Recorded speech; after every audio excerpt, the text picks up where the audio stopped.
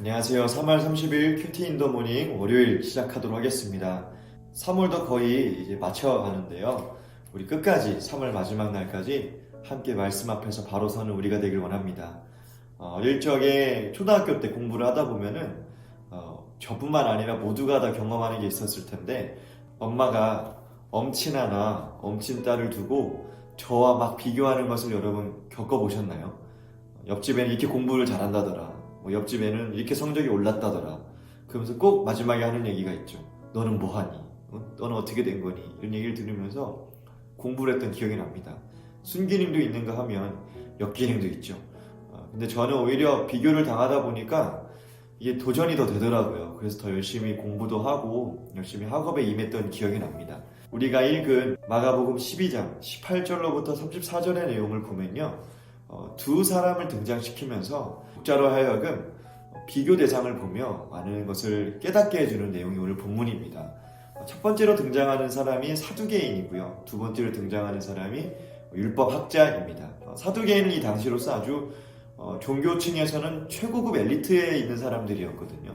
그러니까 율법도 알고 또 하나님도 알고 그리고 또 그들의 특징은 현세적인 사람들이었어요. 세상을 중심으로만 생각하는 사람들이 사두개인이었습니다.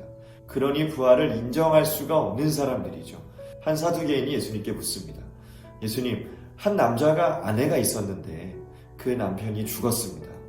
그러면 이 대를 잇기 위해서 법이 있지 않습니까? 그러면서 그 남자의 남동생이 그 아내와 다시 결혼을 했습니다.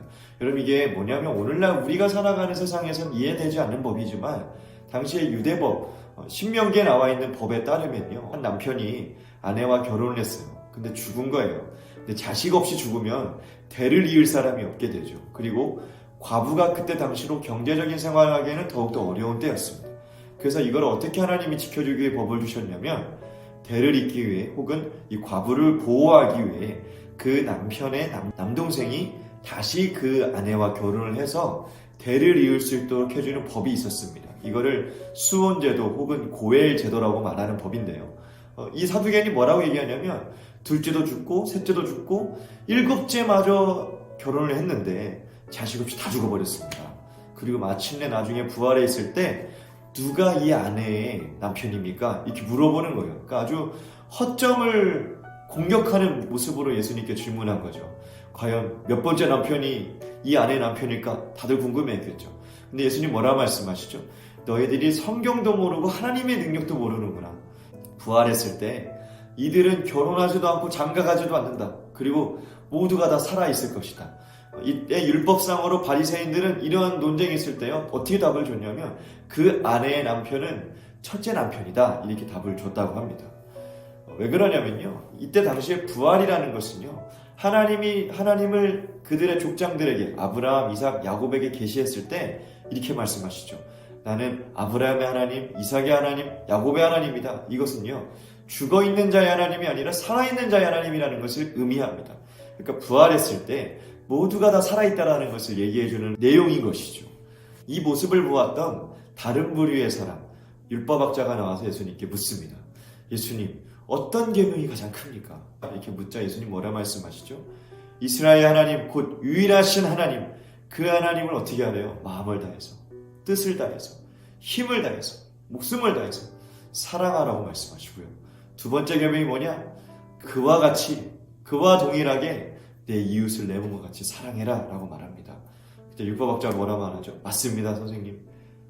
많은 제사를 드리는 것보다 하나님 사랑하는 것 또한 이웃을 하나님 사랑하듯 내 몸을 사랑하듯 사랑하는 것 이것이 가장 큰 것입니다. 이렇게 말을 하니까 예수님 뭐라 말씀하시냐면 네가 하나님의 나라에서 멀지 않다 이렇게 말씀하면서 오늘 큐티 본문이 마치게 됩니다.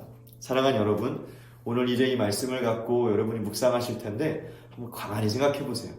왜 하필 이 본문은 오늘 두 가지 부류의 사람을 등장시키면서 비교하였을까? 강조점이 무엇이었을까? 답은 간단하죠. 여러분께 묻고 싶습니다. 큐티를 하는 여러분, 하나님의 나라에 가까이 계십니까? 아니면 멀찍이 떨어져 계십니까? 오늘 말씀 묵상하시면서 아는 것이 우리의 구원을 보장하지 않습니다. 많은 것에 우리가 능통하다 해서 하나님 나라에 가깝다 보장할 수 없습니다.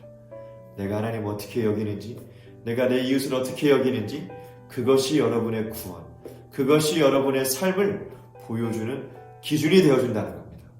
오늘 이 말씀을 다시 한번 읽으시고 묵상하시면서 여러분이 있는 오늘 하루의 자리에서 꼭 말씀을 적용하시는 저와 여러분이 되게 주님의 이름으로 축복합니다.